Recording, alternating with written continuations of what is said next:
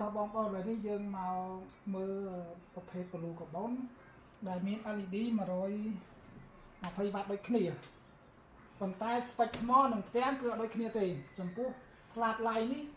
សូឡាតែ140 វ៉ាត់ទេតែថ្ម240 អាំពែ King Free ផ្ទាំងសូឡារហូតដល់180 វ៉ាត់តែថ្មវិញមានតែ200 អាំពែទេគឺទូចជាងផ្លាតឡៃនេះផ្ទាំងសូឡាតូចថ្មធំតែពូទាំងពីរហ្នឹងភ្លើង12ម៉ាំងដូចគ្នាតែសំខាន់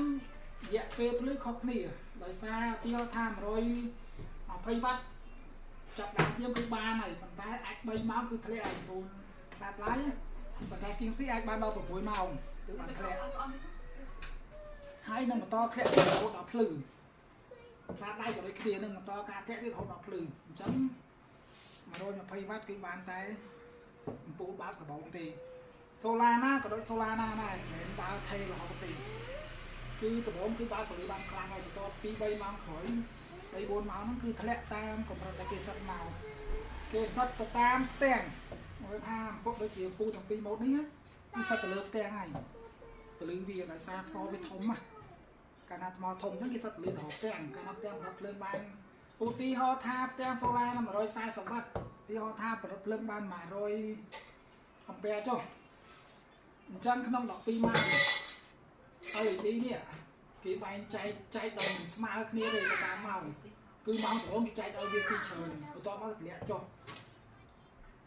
ក្នុងការ100 ពាត់ទាំងផលិតបានគឺគេអាចឲ្យអស់តែ90 អាំពែទេហ្នឹងភ្លើង LED គេសិតអញ្ចឹងដើម្បីឲ្យវាភ្លឺ12ម៉ោងអញ្ចឹងសរុបមកវិញ King Free និងផ្លាតឡៃ LED 120 វ៉ាត់ដូចគ្នា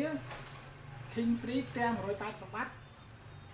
ភ្លឺបានល្អភ្លឺធ្វើការបានល្អជាងផ្លាតឡៃផ្ទាំង140 វ៉ាត់មានតែប៉ុណ្្នឹងឯងចំពោះដោយសារយើងឃើញវ៉ាត់វាដូចគ្នាអញ្ចឹងបើយើងបញ្យល់ថាពូសូឡាគេធ្វើមិនពូសូឡាគេធ្វើអញ្ចឹងដោយសារគេពលឺវាអាស្រ័យទៅលើផ្ទាំងក្នុងករណីថ្មធំ